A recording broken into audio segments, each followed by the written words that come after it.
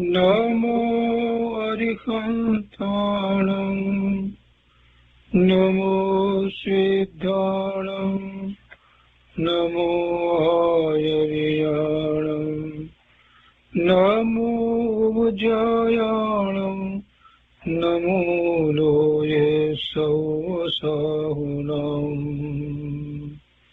અસપંચનમોકારો સર્વપાવપનાશનો મંગલાણં ચ સૌવર્ચે પરમં અવૈમંગલં અજ્ઞાનતિમિરંધાનાં જ્ઞાનાંજનશલાકયા ચક્ષુન્મીલિतं येन તસ્मै શ્રીગુરુવે નમઃ મુખાદિવ્યાકુક્ષિરત્નં શબ્દજિતવર્યાત્મજં શ્રીરાજચંદ્રયહું વંદે તત્વલોચનદાયકં પ્રભુતત્વલોચનદાયકં. કૃપાળુદેવના વચનામૃતનો સ્વાધ્યાય. એમાં આપણે વર્ષ 24 પત્રોનો સ્વાધ્યાય કરી રહ્યા છે. એમાં પત્રાંક 276 સુધી સ્વાધ્યાય થયો છે. હવે આજે આગળ લઈએ છીએ પાના નંબર 300, પત્રાંક 277. પત્રાંક 277 સુભાગભાઈ પ્રત્યે લખાયો છે. 278 પણ સુભાગભાઈ પ્રત્યે લખાયો છે. વવાણિયા ભાદ્રપદ વદ સાતમ સંવત 1947. સુભાગભાઈ પ્રત્યે કૃપાળુદેવ લખે છે કે ચિત્ત ઉદાસ રહે છે, કંઈ ગમતું નથી, અને જે કંઈ ગમતું નથી તે જ બધું નજરે પડે છે, તે જ સંભળાય છે. ત્યાં હવે શું કરવું? ચિત્ત ઉદાસ રહે છે, કંઈ ગમતું નથી, અને જે કંઈ ગમતું નથી તે જ બધું નજરે પડે છે. નથી ગમતું તે જ નજરે પડે છે, અને તે જ સંભળાય છે. ત્યાં હવે શું કરવું? મન કોઈ કાર્યમાં પ્રવૃત્તિ કરી શકતું નથી, જેથી પ્રત્યેક કાર્ય મુલતવા પડે છે. અહીં વાંચન, લેખન કે જન પરિચયમાં રુચિ આવતી નથી. કોઈને મળવામાં રુચિ નથી, જન પરિચયમાં રુચિ નથી, વાંચનમાં પણ રુચિ નથી. ચાલતા મતના પ્રકારની વાત કાને પડે છે કે હૃદયને વિશે મૃત્યુથી અધિક વેદના થાય છે. આવી દશા છે, અને એ વખતે ચાલતા મતના પ્રકારની વાત એટલે કે ધર્મ, વર્તમાનમાં જેવું ધર્મનું સ્વરૂપ, જે રીતે લોકોની ધર્મ વિશેની માન્યતા અને એ પ્રમાણે પ્રવૃત્તિઓ, આ બધું સાંભળવામાં આવે છે તો ખૂબ દુઃખ થાય છે. ચાલતા મતના પ્રકારની વાત કાને પડે છે કે હૃદયને વિશે મૃત્યુથી અધિક વેદના થાય છે. જ્ઞાની પુરુષને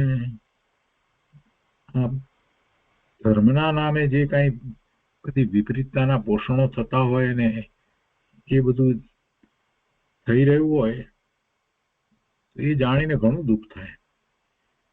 જ્ઞાની ધર્મી પુરુષ જાણે છે કે વસ્તુ સ્વરૂપ કેવું છે, આત્માનું સ્વરૂપ કેવું છે, જગતનું સ્વરૂપ કેવું છે, અને છતાંય જ્યારે એવું જાણે છે પોતે, છતાંય જ્યારે બીજાઓ એ વાત નથી જાણતા, એટલું જ નહીં પણ વિપરીતપણે જ્યારે જાણે છે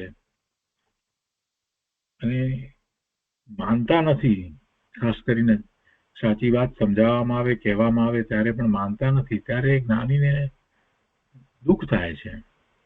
ખરેખર આ જીવો ક્યાં જશે? આ વિપરીત માન્યતા કરી અને પવના ભ્રમણ કરતા થતા અનંતકાળ સુધી સુખનો અંશ પ્રાપ્ત નહીં કરી શકે.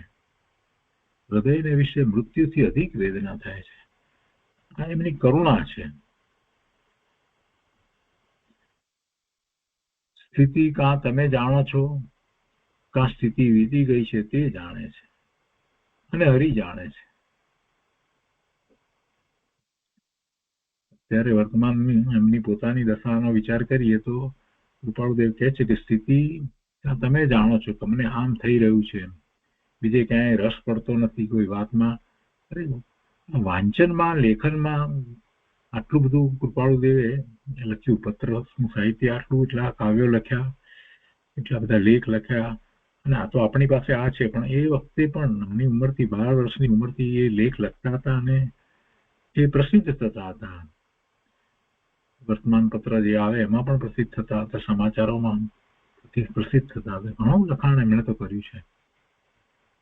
એ કૃપાળુદેવ લખે છે કે કાંઈ વાંચન કે લેખન તો ગમતું નથી અને લોકોનો પરિચયની રુચિ થતી નથી, પણ છતાંય એક વાત બની રહી છે કે આ ખોટી માન્યતાનો મત જે ચાલી રહ્યો છે ને એની વાત જ્યારે સાંભળવામાં આવે છે, જાણવામાં આવે છે, તો ખૂબ દુઃખ થાય છે. એટલે કરુણા તો હજી છે, એવી ને એવી કરુણા તો એમને અંતરમાં પડી છે. દાસચિંતા જે આવી છે એની સાથે કઈ કરુણા ચાલી ગઈ છે એમ નથી.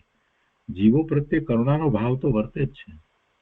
પછી કહે છે કે સ્થિતિ કાં તમે જાણો છો, કાં સ્થિતિ વીતી ગઈ છે તે જાણે છે, અને હરિ જાણે છે, પરમાત્મા જાણે છે. સુભાગભાઈ નવીશ લખે છે કે સ્થિતિ કાં તમે જાણો છો અને કાં સ્થિતિ વીતી ગઈ છે તે જાણે છે. એટલે ભૂતકાળ વીતી ગયો તો એ ભૂતકાળમાં એ વાત રહી એમ, અને હરિ જાણે છે, સર્વજ્ઞ પરમાત્મા જાણે છે. એ પછી 278માં પણ એમની ઉપર જ પત્ર લખાયો છે. વવાણિયા ભાદ્રપદ વદ દસમ રવિવાર સંવત 1947. સુભાગભાઈ પ્રત્યે કૃપાળુદેવ લખે છે કે આત્મામાં રમણ કરી રહ્યા છે એવા નિર્ગ્રંથ મુનિઓ, આત્મામાં રમણ કરી રહ્યા છે એવા નિર્ગ્રંથ મુનિઓ પણ નિષ્કારણ ભગવાનની ભક્તિમાં પ્રવર્તે છે, કારણ કે ભગવાનના ગુણો એવા જ છે. આત્મામાં રમણતા કરતા હોય એવા 7મા ગુણસ્થાનની દશામાં જે મુનિ હોય એ જયારે સ્વવિકલ્પ દશામાં હોય ત્યારે એમને તો જેમણે પૂર્ણ દશા પ્રગટ કરી છે એવા તીર્થંકર ભગવાન, કેવળી પરમાત્મા, સિદ્ધ ભગવાન, એમના વિશે અપૂર્વ એવો ભક્તિભાવ હોય છે. કેમ અપૂર્વ ભક્તિભાવ છે? કેમ કે પોતાને જે અનુભવ છે અને પોતે જે થોડો સમય પોતાના સ્વરૂપમાં એકાગ્રતા કરે છે અને જે આનંદનો અનુભવ થાય છે, જે સુખનો, શાંતિનો અનુભવ થાય છે, એ ઉપરથી એમને થાય છે કે જેમણે પૂર્ણ દશા એવી પ્રગટ કરી હશે એમને તો કેવા સુખ, શાંતિ, આનંદનો અનુભવ થતો હશે. વળી પોતે થોડી ક્ષણમાં એનાથી ચલિત થઈ અને વિકલ્પમાં આવી જાય છે, એટલે ખ્યાલ આવે છે કે એ નિર્વિકલ્પ દશા જેમાં વિકલ્પમાં આવે જ નહીં એ દશા કેવી અદભુત, અને એમાં એમનો પુરુષાર્થ કેવો અદભુત હશે. પોતાનો પુરુષાર્થ પોતે જાણે છે અને ખ્યાલ છે કે આટલો પુરુષાર્થ કરવા છતાં પણ સ્વરૂપમાં સ્થિર નથી થવાતું, તો પછી જે સ્થિર થયા છે એમનો પુરુષાર્થ કેવો હશે. એટલે સહજ રીતે એમના પ્રત્યે ભક્તિનો ભાવ આવે છે, સ્તુતિનો ભાવ આવે છે, એમના સ્તવનની રચનાનો ભાવ આવે છે, અથવા તો કોઈ અન્ય પ્રકારે એ પરમાત્માનું લક્ષ્ય એવું થઈ જાય છે. ઉદ્ગતાચાર્ય ભગવાને એવી ગાથા લખી છે કે પ્રભુ અમને સિદ્ધત્વ આપજો. ઉદ્ગતાચાર્ય ભગવાન આટલો બધો દ્રવ્યાનુયોગ આપણને સમજાવે, આટલી ગાથાઓ, આટલા શાસ્ત્રો, 84 શાસ્ત્રોની રચના કરે, મહાવિદ્યામાં જઈ અને પોતે 8 દિવસ રોકાઈ અને જ્ઞાન પ્રાપ્ત કરીને આવ્યા છે, એવા ઉદ્ગતાચાર્ય ભગવાન પણ એવી ગાથા લખે છે. કેમ કે એમને એવો અહોભાવ આવે છે પ્રભુ પ્રત્યેનો એવો અહોભાવ છે, એટલે એમ લખે છે. એ 278ની વાત કરી. નિષ્કારણ ભગવાનની ભક્તિમાં પ્રવર્તે છે. નિર્ગ્રંથ મુનિઓ પણ નિષ્કારણ ભગવાનની ભક્તિમાં પ્રવર્તે છે, કારણ કે ભગવાનના ગુણો એવા જ છે. ભગવાનના ગુણો પ્રગટ થયા છે, પૂર્ણપણે પ્રગટ થયા છે, એ ગુણની વાત છે. જીવ માત્રમાં ગુણ તો બધામાં સરખા છે, દ્રવ્ય અપેક્ષાએ તો ગુણ બધામાં સરખા જ છે, પણ પ્રગટતામાં ફેર હોય છે, અને પ્રગટતા એક સરખી રહેવી એ કોઈ સામાન્ય વાત નથી. ગુણો પ્રગટે અને ફરી પાછા એની પ્રગટતા ઓછી થાય, વધતી થાય, એની તારતમ્યતામાં ફેર પડે, આવું તો થાય, ન થાય એમ નથી બનતું. પણ એનો પુરુષાર્થ એ જ્ઞાની પુરુષોને, મુનિઓને જે હોય છે, તો એમને ઉત્તરોત્તર વિકાસ થતો રહે છે, એ કોઈ સામાન્ય વાત નથી. એટલે એવા નિર્ગ્રંથ મુનિઓને પણ સ્વવિકલ્પ દશામાં હોય ત્યારે ભગવાનની અપૂર્વ ભક્તિ હોય છે.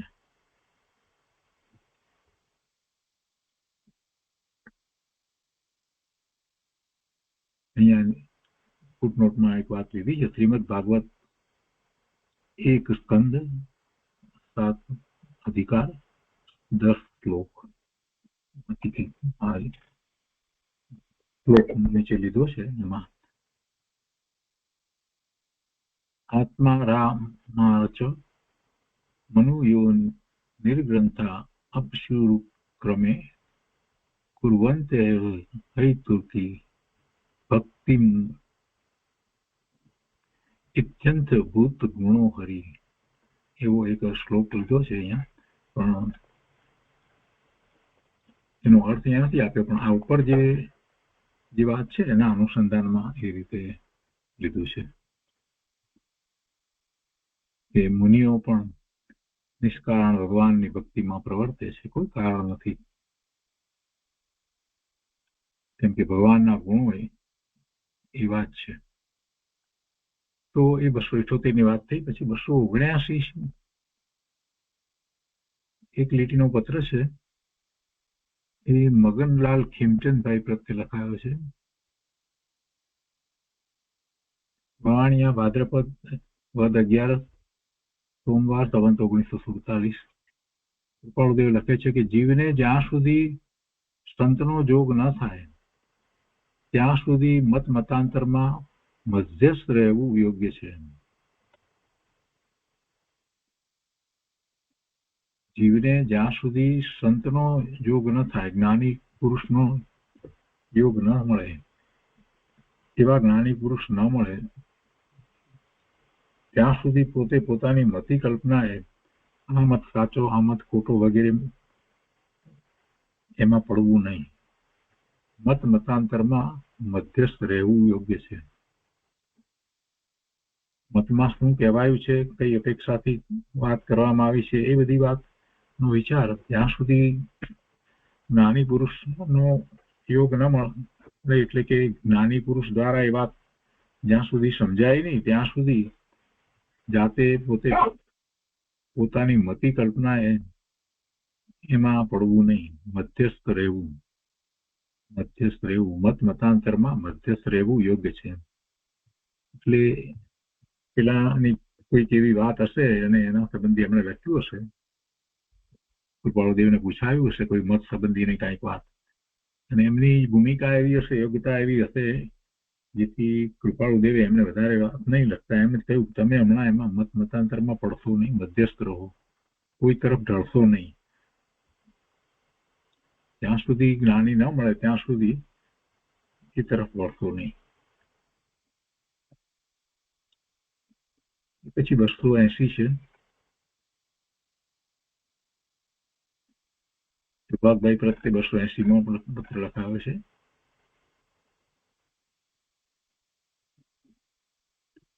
વવાણિયા ભાદ્રપદ વદ 12 ગોમ એટલે મંગળવાર સંવત 1947. જણાવ્યા જેવું તો મન છે કે જે સત સ્વરૂપ ગણી અખંડ સ્થિર થયું છે. નાગ જેમ મોરલી ઉપર સ્થિર થાય છે એવી રીતે જણાવ્યા જેવું તો મન છે કે જે સત સ્વરૂપ ગણી અખંડ સ્થિર થયું છે. તથાપિ તે દશા વર્ણવવાની સત્તા સર્વાધાર હરિએ વાણીમાં પૂર્ણ મૂકી નથી અને લેખમાં તો તે વાણીનો અનંતમો ભાગ માંડ આવી શકે એવી તે દશા, તે સર્વનું કારણ એવું જે પુરુષોત્તમ સ્વરૂપ, તેને વિશે અમને તમને અનન્ય પ્રેમ ભક્તિ અખંડ રહો. તે પ્રેમ ભક્તિ પરિપૂર્ણ પ્રાપ્ત થાઓ એ જ પ્રયાચના ઈચ્છી અત્યારે અધિક લખતો નથી.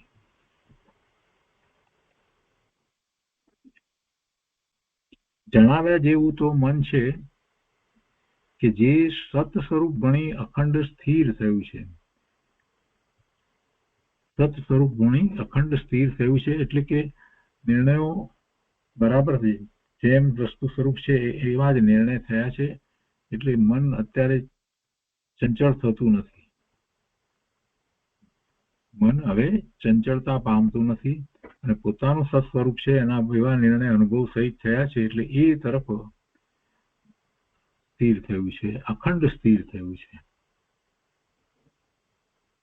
તથાપિ તે દશા વર્ણવવાની સત્તા એટલે પોતાની એવી દશા સ્વરૂપ તરફ ચિત્ત રહ્યા કરે છે એવી દશા, તો એ દશા વર્ણવવાની સત્તા સર્વ આધાર હરિએ વાણીમાં પૂર્ણ મૂકી નથી. એટલે કે ભગવાને એ સત્તા અમને વાણીમાં આપી નથી, પૂર્ણ મૂકી નથી. એટલે પૂર્ણપણે મેં વાણીમાં કહી શકીએ એમ નથી.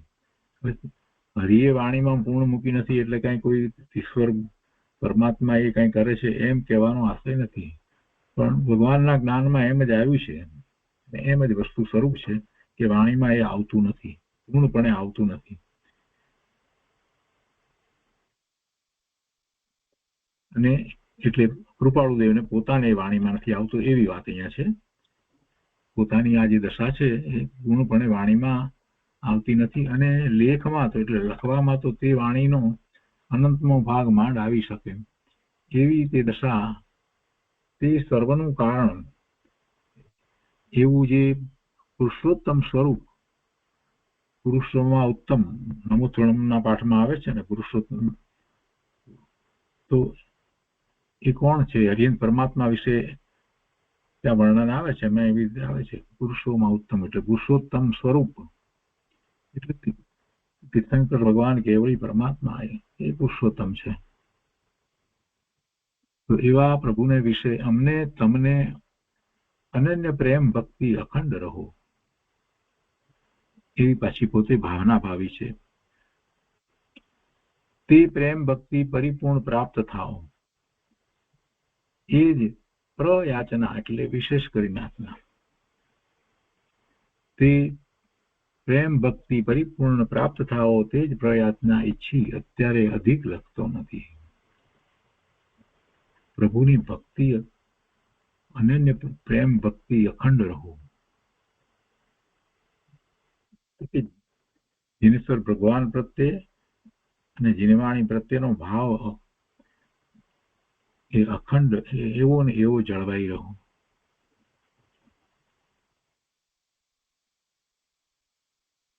એ પછી 281મો પત્ર એક લીટીનો ખીમજીભાઈ દેવજીભાઈ પ્રત્યે લખ્યો છે. વવણિયા ભાદરવા વદ 13 બુધવાર સંવત 1947. કૃપાળુદેવ લખે છે કે કળિયુગ છે એટલે વધારે વખત ઉપજીવિકાનો યોગ રહેવાથી યથા યોગ્ય વૃત્તિ પૂરવા પર ન રહે. કળિયુગ છે એટલે વધારે વખત ઉપજીવિકાનો વિયોગ રહેવાથી યથા યોગ્ય વૃત્તિ પૂરવા પર ન રહે.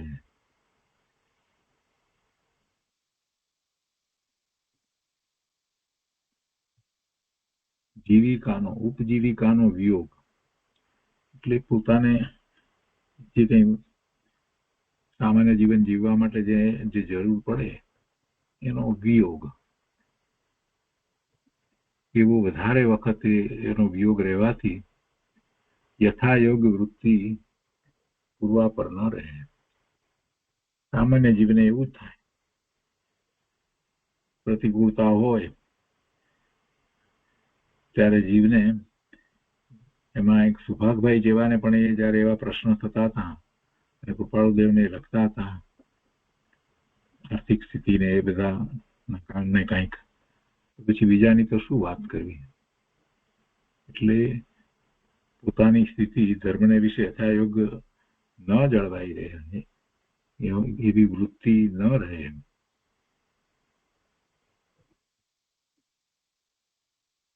કંઈક એમનો પ્રશ્ન હશે એટલે એમને સાંત્વન આપ્યું છે. કૃપાળુદેવે એમને સાંત્વન આપ્યું છે. વિનયથી રાયચંદના યથાયોગ્ય. હવે 282મો પત્ર સૌભાગભાઈ પ્રત્યે જે લખ્યો છે લંબાણથી એ આપણે લઈએ છીએ. ભવાણીયા ભાદ્રપદ વદ 14 ગુરુવાર સંવત 1947. કૃપાળુદેવ સૌભાગભાઈ પ્રત્યે લખે છે કે પરમ વિશ્રામ સૌભાગ્ય. પરમ વિશ્રામ સૌભાગ્ય એટલે સૌભાગભાઈ પરમ વિશ્રામ કે છે. એના બે અર્થ થાય. એક તો સૌભાગભાઈ પોતે શાંત છે, પોતે પોતામાં શાંત ભાવે રહ્યા હશે, અને બીજો અર્થ છે કે એમના સાનિધ્યમાં રહેવાથી શાંતિનો અનુભવ થાય, એટલે પરમ વિશ્રામ સૌભાગ્ય. પત્તું મળ્યું. અત્રે ભક્તિ સંબંધી વિહવળતા રહ્યા કરે છે, અને તેમ કરવામાં હરિ ઈચ્છા સુખદાયક જ માનું છું. કૃપાળુદેવને ભક્તિ સંબંધી વિહવળતા રહ્યા કરે છે. કેવી ભક્તિ કૃપાળુદેવ ઈચ્છા હશે. પત્તું મળ્યું ને પછી લખે છે કે અત્રે ભક્તિ સંબંધી વિહવળતા રહ્યા કરે છે, અને તેમ કરવામાં હરિ ઈચ્છા સુખદાયક જ માનું છું.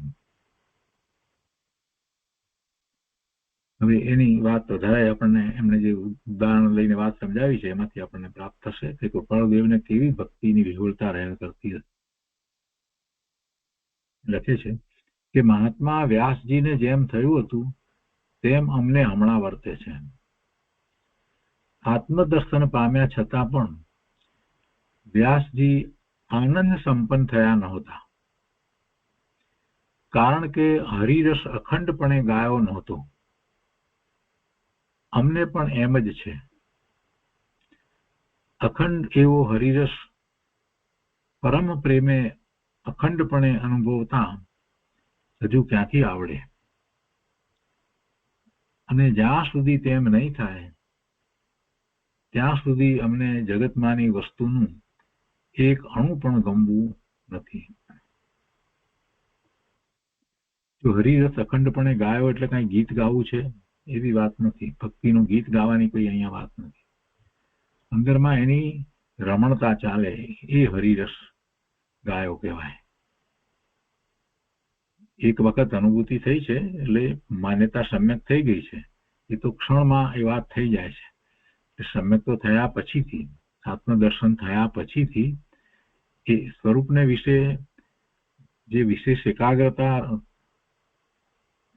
અને રમણતા થવી એની વાત અહીંયા કહી છે. અને એ હજી પોતાને નથી થતું એ વાત કૃપાળુદેવે લખી છે.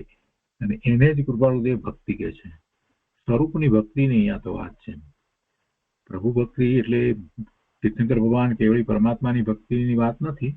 હવે તો અહીંયા તો સમ્યક દર્શન થયા પછીથી જે ભક્તિની વાત જે છે તો એ સ્વરૂપની ભક્તિની વાત છે. અને એમાં સ્વરૂપમાંથી આવતા આનંદમાં વિક્ષેપ ન પડે એવી રીતે રમણતા થાય, અખંડપણે એમાં જ રહેવાય, એમ હજી થયું નથી.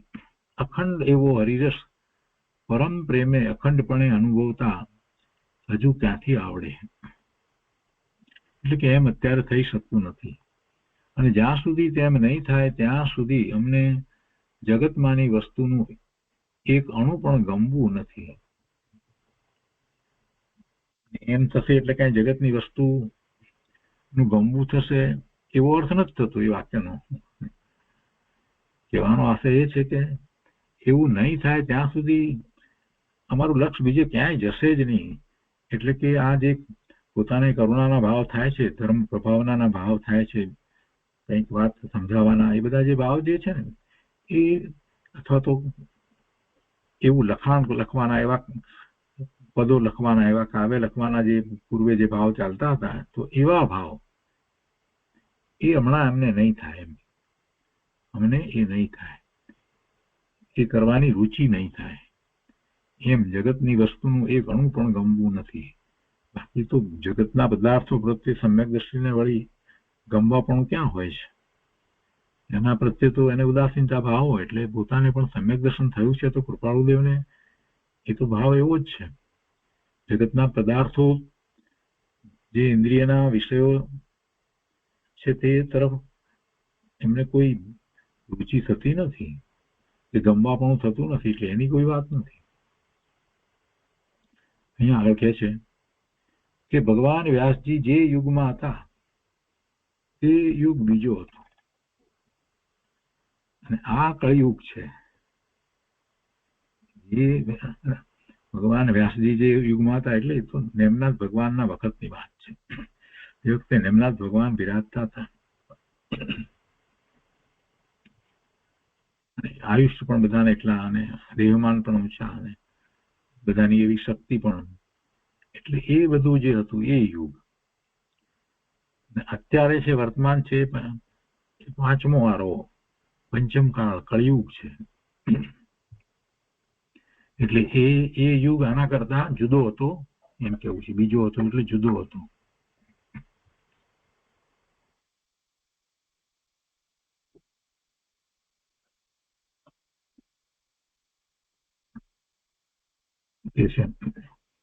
કે ભગવાન વ્યાસજી જે યુગમાં હતા તે યુગ બીજો હતો, અને આ કળિયુગ છે. એમાં હરિ સ્વરૂપ, હરિનામ અને હરિજન દ્રષ્ટિએ નથી આવતા.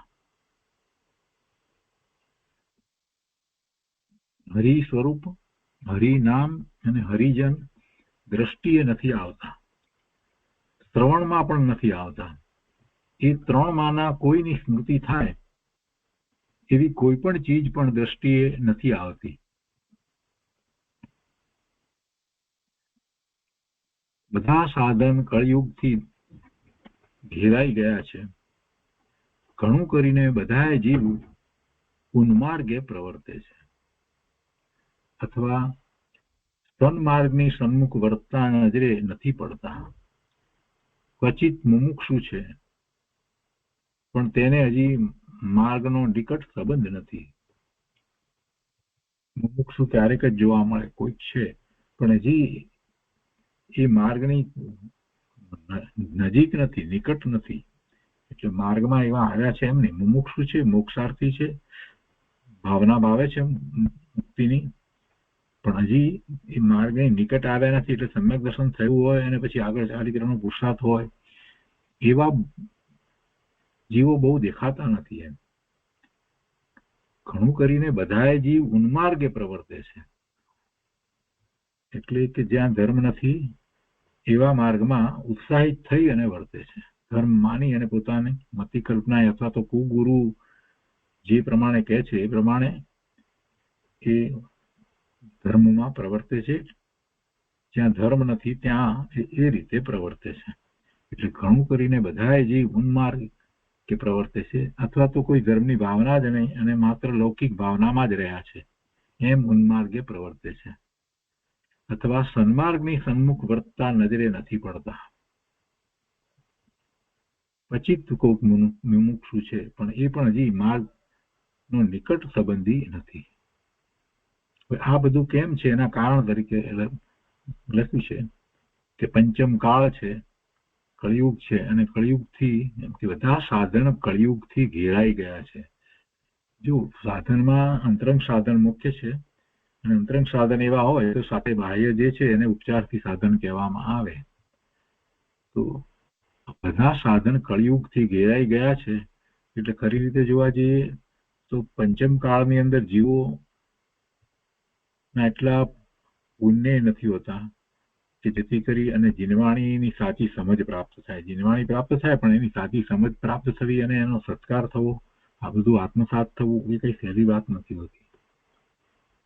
કળિયુગથી ઘેરાઈ ગયા એટલે એમાં કોઈ કળિયુગ એ કોઈ એ સમયનો ગાળો એવો છે એટલે કઈ એ કાર્ય એવું કરે છે એવું નથી. પણ જીવોના પુણ્ય જ એવા હોય કે એમને એ બધું સહેલાઈથી પ્રાપ્ત ન થાય. જે કાંઈ પ્રાપ્ત થયું હોય એ પણ પૂરેપૂરું સમજાય નહીં, ને સમજાયું હોય એ પણ આત્મસાત ન થાય, અને કાંઈક આત્મસાત થયું હોય તો પણ એવો પુરુષાર્થ ન થાય. એટલે આ બધું કળિયુગમાં હોય. પંચમહારામાં આ વાત હોય છે. એટલે એ રીતે એમણે લીધું છે અહીંયા. હવે એમાં એક વાત એ રીતે લીધી અહીંયા કે હરિ સ્વરૂપ, હરિનામ અને હરિજન દ્રષ્ટિએ નથી આવતા. એ જે વાત લીધી છે એ પણ આપણે લઈએ.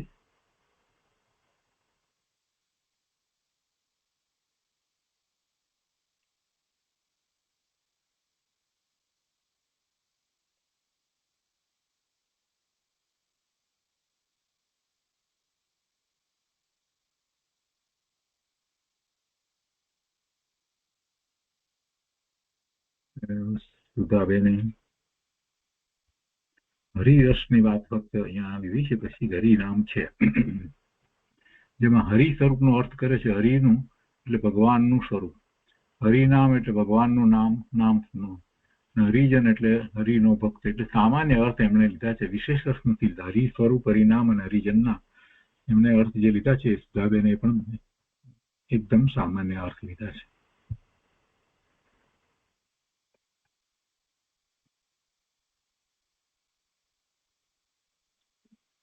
હરિનામ દ્રષ્ટિમાં ના આવે, અથવા તો હરિ સ્વરૂપ દ્રષ્ટિમાં ના આવે, અથવા તો હરિજન દ્રષ્ટિમાં નથી આવતા આ કાળને વિશે, એનો કંઈક વિશેષ અર્થ એમના અંતરમાં જે હોય એનો આપણે વિચાર કરવાનો છે.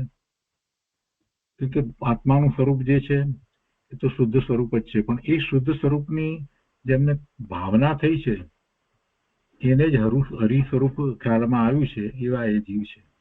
એટલે જે એવા હરિ સ્વરૂપ થયા છે, જે જેમની દ્રષ્ટિ સ્વરૂપ તરફ વળી ગઈ છે, પરમાત્માના સ્વરૂપને પોતે એવું અનુભવ્યું છે અને એમ જ અનુભવી રહ્યા છે, એ ખરેખર તો હરિ સ્વરૂપ છે. અને એમની જેમને ભાવના રહ્યા કરે છે, હરિનામ અહીંયા કહ્યું છે ને, હરિનામ, નામ, હરિના નામ 1000 નામ, એ વાત અહીંયા નથી લાગુ પડતી.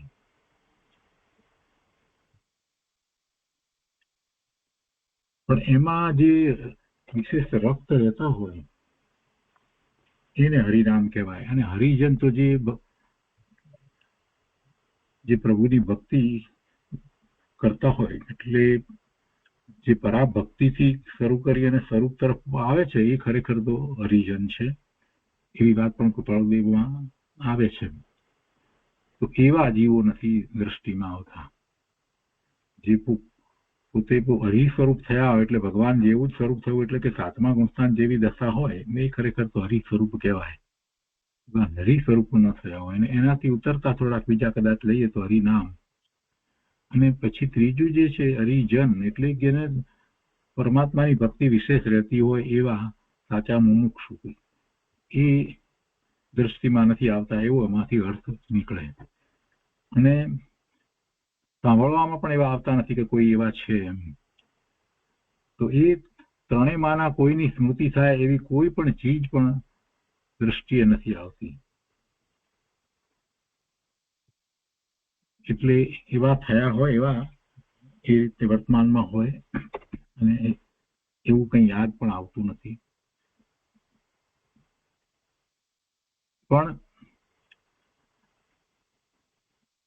એનાથી ઉલટું થઈ રહ્યું છે. એટલે લખે છે કે બધા સાધન કળિયુગથી ઘેરાઈ ગયા છે. એટલે આવું કાંઈ નથી થતું, એનું કારણ પંચમહારો છે. અને પછી બધી વાત એ રીતે લીધી છે એમણે કે ઘણું કરીને બધા જીવ ઉન્માર્ગે પ્રવર્તે છે, અથવા સન્માર્ગની સન્મુખ વર્તતા નથી, અને સન્માર્ગની સન્મુખ વર્તતા નજરે નથી પડતા. એટલે ખ્યાલમાં કોઈ એવા આવતા જ નથી કે જે સન્માર્ગે વર્તતા હોય.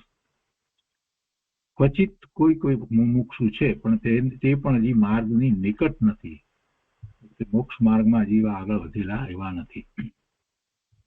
આમાંથી આપણે આગમ અપેક્ષા વિચાર કરીએ તો એનો અર્થ એ નીકળે છે કે કોઈક ચોથા ગુણસ્થાન સુધીના કોઈક જોવામાં આવતા હશે, પણ એથી આગળ વધારે એવા સાતમા ગુણસ્થાન સુધીની ભૂમિકામાં જે જીવો હોય એવા દેખાતા નથી, એવો ભાવ એમાંથી નીકળે છે. આગળ અહીંયા કહે છે કે નિષ્કપટીપણું એટલે માયા રહિતપણું, નિષ્કપટીપણું પણ મનુષ્યોમાંથી ચાલ્યા ગયા જેવું છે. એટલે લોકોને હજી કપટીપણું છે, નિષ્કપટીપણું નથી, ચાલ્યું ગયું છે. એટલે હજી બધાને હજી માયા વગેરે છે, તો માયા વગેરે પણ હજી દેખાય છે. સન્માર્ગનો એક અંશ અને તેનો પણ શતાંશ તે કોઈ આગળ પણ દ્રષ્ટિએ પડતો નથી. સન્માર્ગનો અંશ પણ દેખાતો નથી, કોઈ સાચા માર્ગનો અંશ પણ દેખાતો નથી. એટલે કે એવા સાચા માર્ગમાં રહેલા એવા જીવો. કેવળ જ્ઞાનનો માર્ગ તે તો કેવળ વિસર્જન થઈ ગયો છે.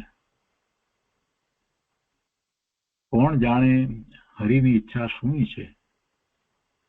આવો વિકટકાળ તો હમણાં જ જોયો.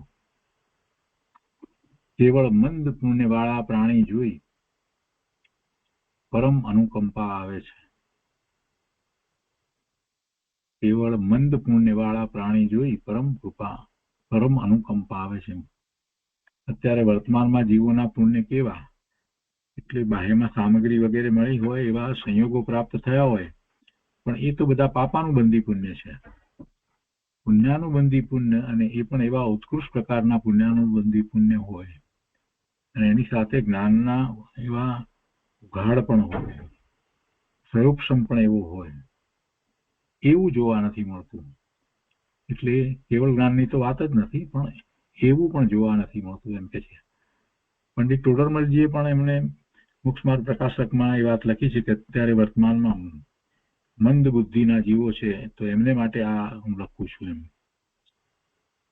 અહીંયા પણ કૃપાળુદેવ એમ કે છે કેવળ મંદ પુણ્ય વાળા, મંદ પુણ્ય હોય એટલે પછી બધું એવું જ મળ્યું હોય, બહુ સામાન્ય મળ્યું હોય, બુદ્ધિ ને સામર્થ્ય ને સમજણ શક્તિ ને બધું એ પ્રમાણે જ મળ્યું હોય, તો એવા કેવળ મંદ પુણ્ય વાળા પ્રાણી જોઈ પરમ અનુકંપા આવે છે. અમને સત્સંગની ન્યૂનતાને લીધે કંઈ ગમતું નથી. ઘણી વાર થોડે થોડે કહેવાઈ ગયું છે, તથાપિ ચોખ્ખા શબ્દોમાં કહેવાયાથી સ્મૃતિમાં વધારે રહે એટલા માટે કહીએ છીએ કે કોઈથી અર્થ સંબંધ અને કામ સંબંધ તો ઘણા કાળ થયા ગમતા જ નથી. હમણાં ધર્મ સંબંધ અને મોક્ષ સંબંધ પણ ગમતો નથી. કૃપાળુદેવે આ બીજી વાત લીધી છે. 24મા વર્ષની અંદર સમ્યક દર્શન પછીની એ વખતની એમની જે દશા છે એનું વર્ણન કરતા એમને કહે છે કે આ વેપાર ધંધાના કામ વગેરે પૈસાની પ્રાપ્તિ માટે બધું બીજા કોઈ કામ કુટુંબ વગેરેના, તો એ તો કહે છે કે ઘણા કાળથી ગમતા જ નથી, પણ હમણાં આ ધર્મ સંબંધ અને મોક્ષ સંબંધ પણ ગમતો નથી. ધર્મ સંબંધ અને મોક્ષ સંબંધ તો ઘણું કરીને યોગીને પણ ગમે છે. ધર્મ સંબંધ અને મોક્ષ સંબંધ તો ઘણું કરીને યોગીઓને પણ ગમે છે, અને અમે તો તેથી પણ વિરક્ત રહેવા માંગીએ છીએ. હાલ તો અમને કંઈ ગમતું નથી, અને જે કંઈ ગમે છે તેનો અતિશય વિયોગ છે. વધારે શું લખવું, સહન જ કરવું એ સુગમ છે.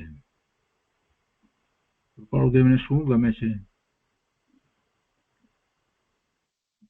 અને જેનો વિયોગ વર્તે છે એવી શું વાત છે? એમાં બે વાત આવે છે. પહેલા પણ અગાઉમાં વાત આવી, એમને એવો સત્સંગ, એવા જે સ્વરૂપને પામ્યા છે એનો સંગ એમને ગમે છે, અને પોતાના સ્વરૂપનો સંગ ગમે છે. એટલે બીજું કાંઈ ગમતું નથી. અહીંયા સહન જ કરવું એ સુગમ છે. એટલે અને આગળ એક બીજું વાક્ય પણ એ રીતે જ લખ્યું, જેથી કરીને એમાં એમ આશય છે કે સુભાગબાઈનો સત્સંગ થાય તો એ ગમે છે. એટલે કે છે કે પહેલા આ બધી વાત થોડે થોડે કહેવાઈ ગઈ છે, પણ હવે અત્યારે સ્પષ્ટ અમે લખીએ છીએ. એક વાત અહીંયા કૃપાળુદેવે લખી કે ધર્મ સંબંધ અને મોક્ષ સંબંધ પણ ગમતો નથી. અને પાછા પોતે જ લખે છે કે ધર્મ સંબંધ અને મોક્ષ સંબંધ તો ઘણું કરીને યોગીઓને પણ ગમે છે અને અમે તો તેથી પણ વિરક્ત રહેવા માંગીએ છીએ. ધર્મ સંબંધ અને મોક્ષ સંબંધ એનાથી પણ વિરક્ત રહેવા માંગીએ છીએ. બીજી તરફ એમને સત્સંગની ભાવના છે. તો આ મોક્ષ સંબંધ અને ધર્મ સંબંધ થી વિરક્ત રહેવા માંગીએ છીએ એટલે પોતાના સ્વરૂપ સિવાય બીજી કોઈ વાત થી વિરક્ત રહેવા માંગીએ છીએ એવો એમાં અર્થ થાય. હાલ તો અમને કંઈ ગમતું નથી અને જે કંઈ ગમે છે તેનો અતિશય વિયોગ છે. વધારે શું લખવું? સહન જ કરવું એ સુગમ છે.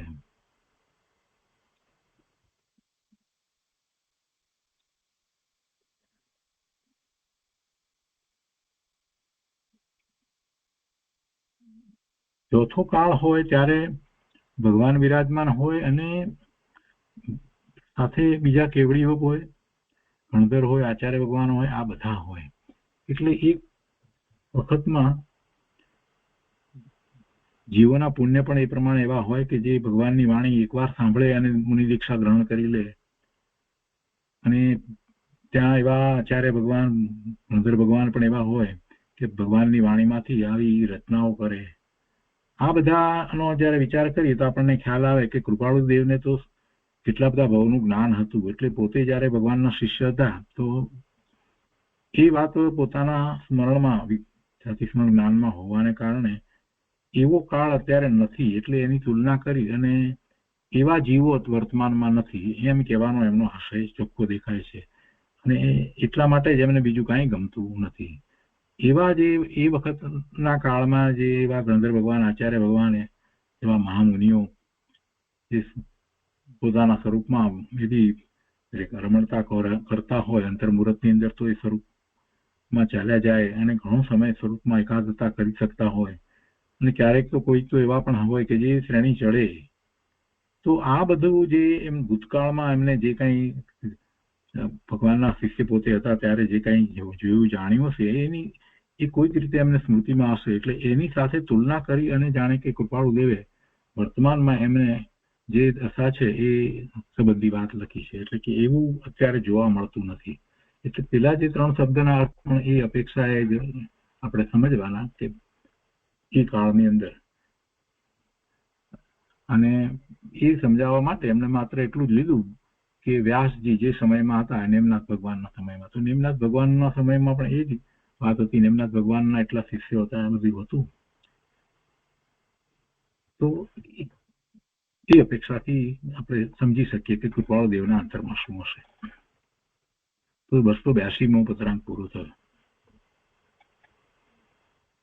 283 ની અંદર પાછા સુભાગભાઈ પ્રત્યે લખે છે, ભવાણિયા ભાદરવા અમાસ શુક્રવાર સંવંત 1947. બહુ ટૂંકો પત્ર લખ્યો છે કે પરમ પૂજ્ય શ્રી સૌભાગ્ય, અત્ર હરિ ઈચ્છા અનુસાર પ્રવૃત્તિ છે. ભગવત મુક્તિ આપવામાં કૃપણ નથી પણ ભક્તિ આપવામાં કૃપણ છે. એમ લાગે છે એવો ભગવતને લોભ શા માટે હશે?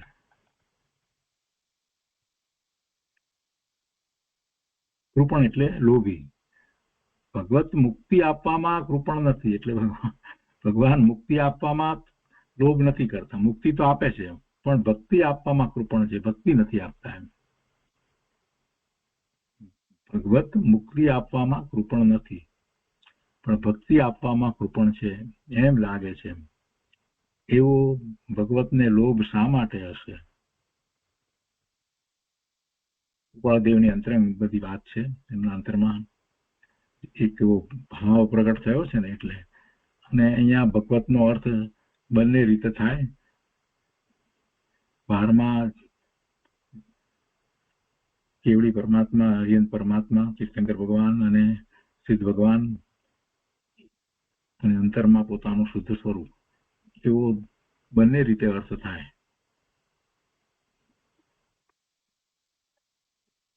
વિનયથી રાયચંદના પ્રણામ.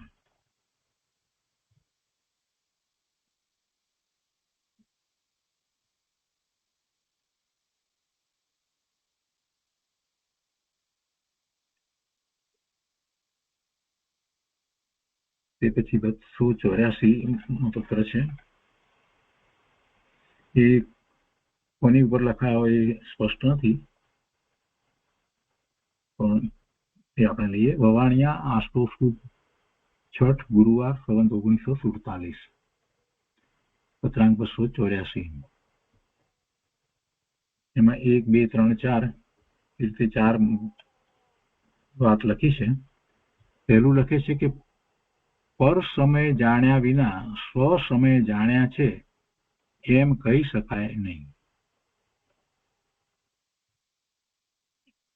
પર સમય જાણ્યા વિના સ્વ સમય જાણ્યા છે એમ કહી શકાય નહીં.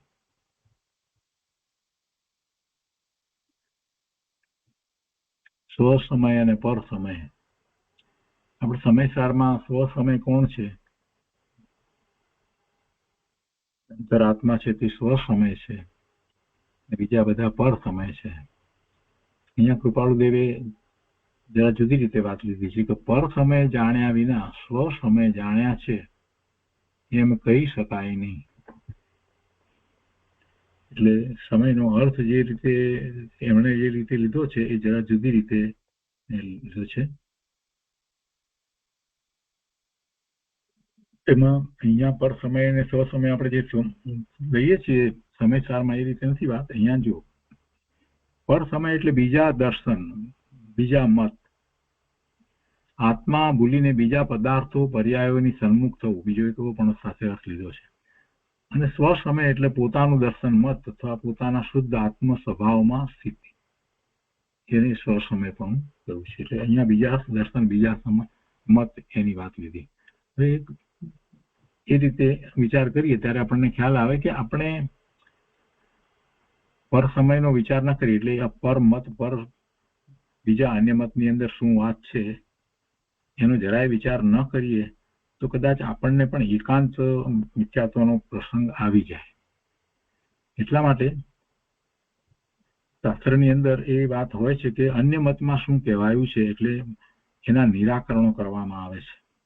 અને એ નિરાકરણ ન કરવામાં આવે તો એ વાત પણ કદાચ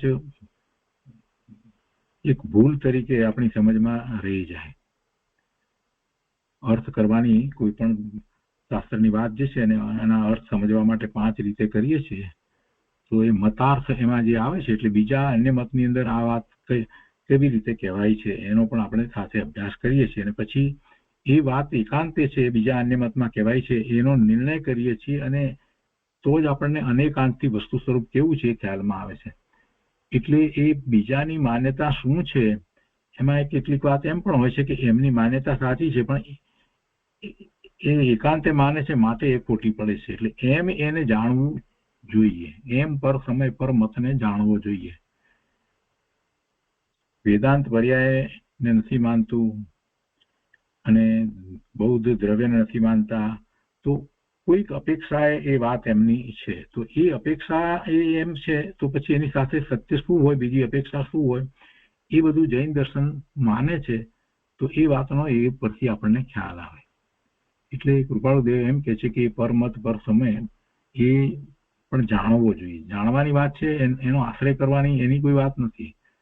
પર સમય જાણ્યા વિના સ્વ સમય જાણ્યો છે એમ કહી શકાય નહીં. જ્યારે સ્વ સમય જાણ્યો હોય તો પછી પર સમયમાં અથવા તો પર મતની અંદર જે કંઈ ખંડન કરવા યોગ્ય વાત જે છે એનું ખંડન કરી શકે. એટલે પર મત બીજો અન્ય મત શું છે જાણે જ નહીં તો એ મતના ખંડને કેવી રીતે કરશે? પંડિત ટોડરમલજીએ મોક્ષ માર્ગ પ્રકાશકની અંદર અન્ય મતના જે ખંડન કર્યા છે તો એ અન્ય મતને જાણી અને પછી ખંડન થાય. એમને ખંડન કેવી રીતે થાય? એમને શું કહ્યું છે, કઈ અપેક્ષાથી કહ્યું છે, બધું જાણી અને પછી જૈન મત શું કહે છે એમ એનું ખંડન થાય. બીજું અહીંયા છે કે પરદ્રવ્ય જાણ્યા વિના સ્વદ્રવ્ય જાણ્યું છે એમ કહી શકાય નહીં.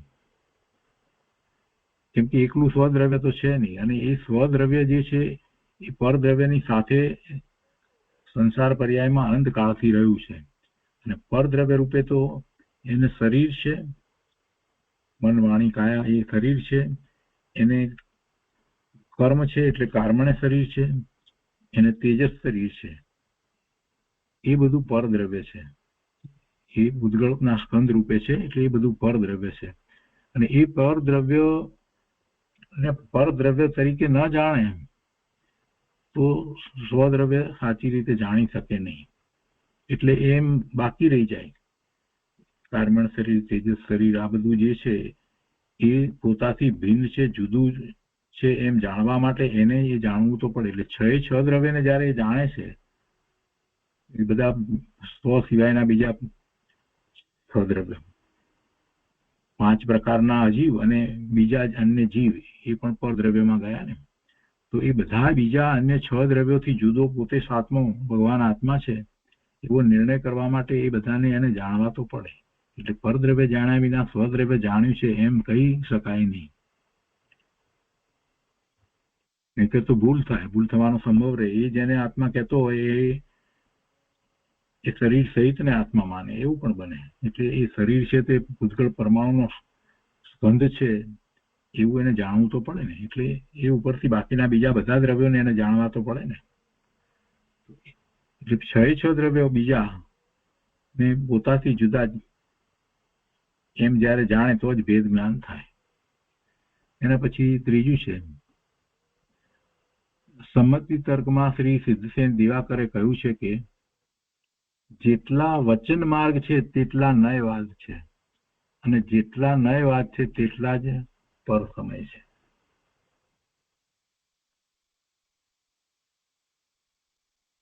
કૃતિકાંડમાં કહ્યું છે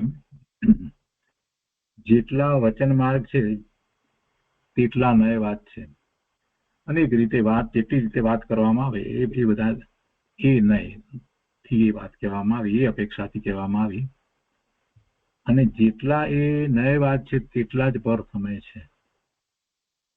એક જ નય, એક નય હોય એ જ નિશ્ચય નય હોય, જે અથવા તો દ્રવ્યાર્થિક નય હોય એ જ સાચો નય છે, સ્વરૂપને લક્ષે છે.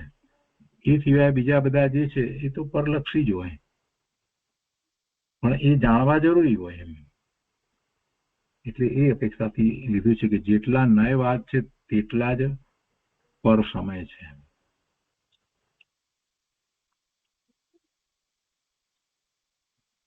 એ પછી ચોથું છે કે અક્ષય ભગત કવિએ કહ્યું છે કે કરતા મટે તો છૂટે કર્મ, એ છે મહાભજનનો મર્મ.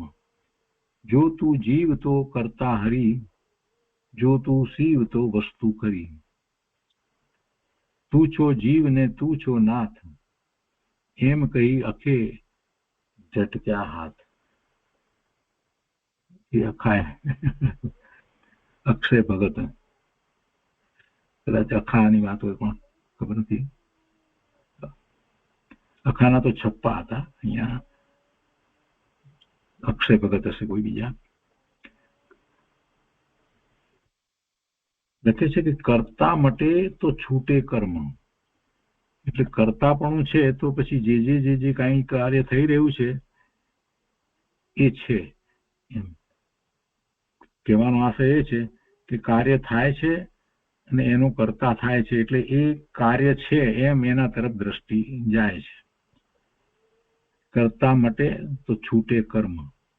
અને બીજી રીતે જો વિચાર કરીએ તો જૈન દર્શનમાં તે રીતે છે તો કે કરતાપણું છે જ્યાં સુધી ત્યાં સુધી એને ભોગતાપણું છે, અને કરતાપણું ભોગતાપણું છે તો એને કર્મના બંધ પણ પડે જ છે.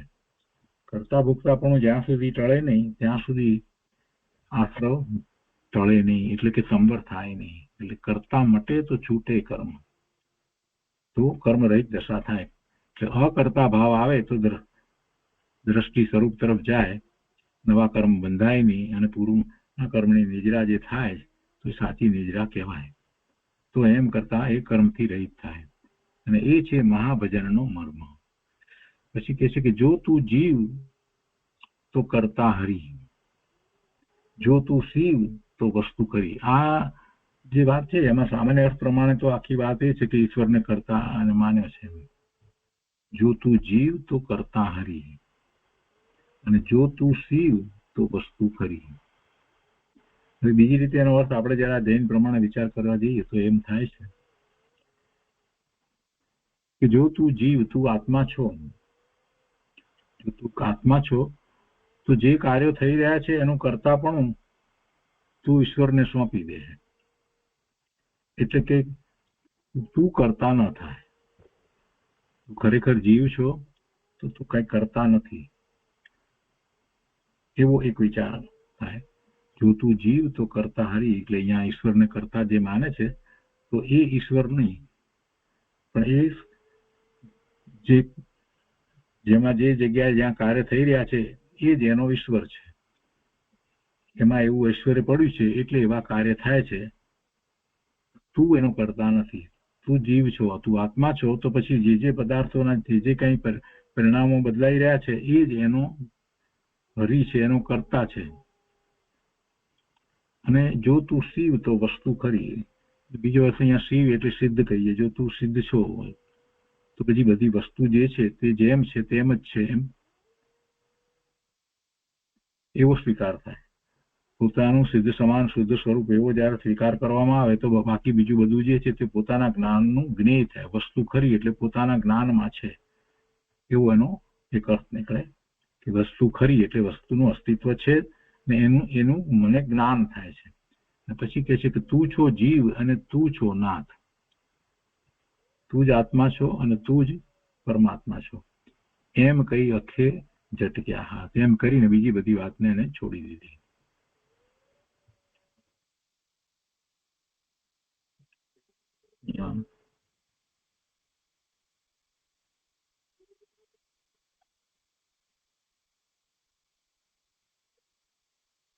કદાચ અક્ષય ભગત લખ્યું છે પણ એ અખો ભગત જ હશે. અહીંયા તો અમને પેલી જ્ઞાની કવિ અખો અખાજી વિક્રમ સંવત 1697 થી 1705 વિદ્યમાન છપ્પા માટે, એટલે અખાના છપ્પા તો જાણીતા ને એ તો પાઠ્યપુસ્તકમાં ભણાવવામાં પણ એ તો આવતા હતા. પ્રખ્યાત શ્રેષ્ઠ વેદાંત કવિ પરજીયા સોની જેતલપુરમાં જન્મેલા, અમદાવાદ દેસાઈપુરમાં રહેતા અને પંચીકરણ અનુભવ આ બધા એમના અખાની ગીતા એવી પણ એ જણાય છે. એ કટાક્ષ તરીકે ઘણું લખતા એટલે એ છપ્પા કહેવાતા. તો આ રીતે 284 પૂરો થયો. આજનો સ્વાધ્યાય અહીંયા સુધી રાખીએ છીએ.